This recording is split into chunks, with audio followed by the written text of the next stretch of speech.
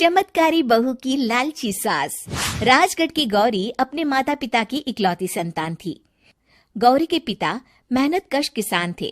वो सारा दिन खेतों में काम करते। गौरी अपनी माँ का किचन में हाथ बटाती। वो जंगल से लकड़ियां बीनती और माँ के चूल्हे में मदद करती। एक दिन वो जंगल में लकड़ी बीनने गई थी कि तभी उसे रोने की आवाज आती है।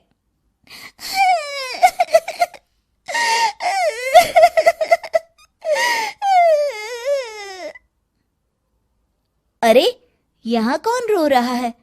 इस जंगल में भला किसी के रोने की आवाज? जरूर कोई जंगल में फंस गया होगा। वो देखती है तो उसे एक परी दिखाई देती है जिसका एक पंख टूटा होता है। अरे, तुम कौन हो और क्यों रो रही हो? मैं परीलोक की रानी हूँ। पृथ्वीलोक में घूमने आई थी, लेकिन देखो ना, मेरे पंख ही टूट गए। अब मैं कैसे उड़ान भरूंगी? अरे, इसे जोड़ना तो आसान है। रुको, मैं अभी जोड़ देती हूँ। ये कहकर गौरी लकड़ी और रस्सी की सहायता से पंखों को जोड़ देती है।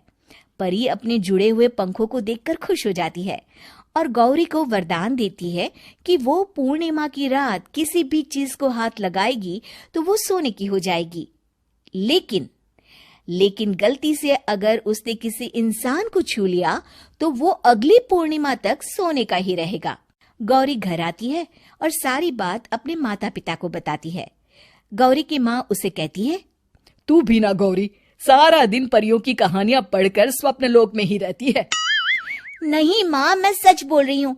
देखो, आज पूर्णिमा की रात है ना, इसलिए डर के मारे मैं कोई सामान भी नहीं छू रही हूँ। अच्छा, ऐसी बात है बिटिया रानी, तो जरा इस घड़े को हाथ लगा दे। गौरी घड़े को जैसे ही हाथ लगाती है वो सोने का हो जाता है। गौरी के माता पिता घड़े को देखकर हैरान रह जाते हैं।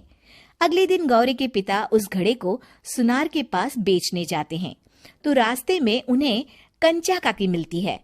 वो सोने का घड़ा देखकर गौरी के पिता से पूछती है, अरे गौरी के बापू, ये पीतल तो बड़ा चमक रहा है। अरे काकी, ये पीतल नहीं, सोना है, सोना। बेचने ले जा रहा हूँ। अरे, कहीं कोई लॉटरी लग गई है क्या?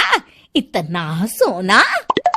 गौरी के पिता काकी को गौरी को परी द्वारा दिए वरदान के बारे में बताते हैं। काकी गौरी के पिता की बात सुनकर सोच में पड़ जाती है और फिर अगले दिन काकी गौरी के घर आती हैं। गौरी के बापू, तुम्हारे लिए मैं खुशखबरी लाई हूँ। तभी गौरी की माँ पूछती है, क्या खुशखबरी है काकी? अरे, तुम्हारी बेटी का रिश्ता मैं अपने बेटे से करना चाहती हूँ। अरे, कब तक अपनी सयानी लड़की को घर पर बिठा कर रखोगी? हाँ, देखो काकी, मैं ऐसे ही व्यक्ति से अपनी बेटी की शादी कराऊंगा जो गौरी के वरदान से नहीं, उसके गुणों को समझे। अरे, हमें तो गौरी के गुण अच्छे लगे, इसीलिए तो आ गई हूँ मैं। फिर गौरी के माँ बाप मान जाते हैं और उसकी शादी काकी के बेटे से हो जाती है। अगले दिन, अरे गौरी, कल पूर्णिमा की रात है। तुम्हारे पिताजी परी के वरदान के बारे में बता रहे थे, तो मैं ना कुछ चीजें रख दूंगी, जरा हाथ लगा देना। तभी गौरी का पति वहां आ जाता है और अपनी माँ से कहता है, माँ, क्या जरूरत है गौरी के वरदान को इस्तेमाल करने की? वैसे भी मेरी मेहनत से घर तो चल ही रहा है ना। और गौरी के पिता ने भी यही कहा था कि वो ऐसे ही व्यक्ति से उनकी बेटी की शादी करेंगे जो गौरी के वरदान से नहीं, उसके गुणों को समझे। अरे बस कर किताबी बातें। तेरे लिए क्या लड़कियों की कमी थी जो मैं ये किसान की बेटी घर ले आती? और सुन गौरी, कल अगर तूने सारी चीजों को सोने का नहीं किया तो मैं तुझे घर से निकाल दूंगी और अपने बेटे की दूसरी शादी करवा दूंगी, समझी? इतना कहकर गौरी की सास वहां से चली जाती है। अगली पूर्णिमा की रात गौरी की सास गौरी के सामने ढेर सारे बर्तन रख देती है और कहती है, जल्दी कर गौरी, रात खत्म हो जाएगी। जल्दी जल्दी इन सारे बर्तनों को हाथ लगाकर सोने का कर दे। गौरी करती भी तो क्या, वो जैसे ही एक छोटे से बर्तन को छूने वाली होती है कि उसकी सास भड़क जाती है। क्या मजाक बना रखा है? इतने छोटे से बर्तन में क्या होगा? ये ले, ये बड़ा वाला बर्तन।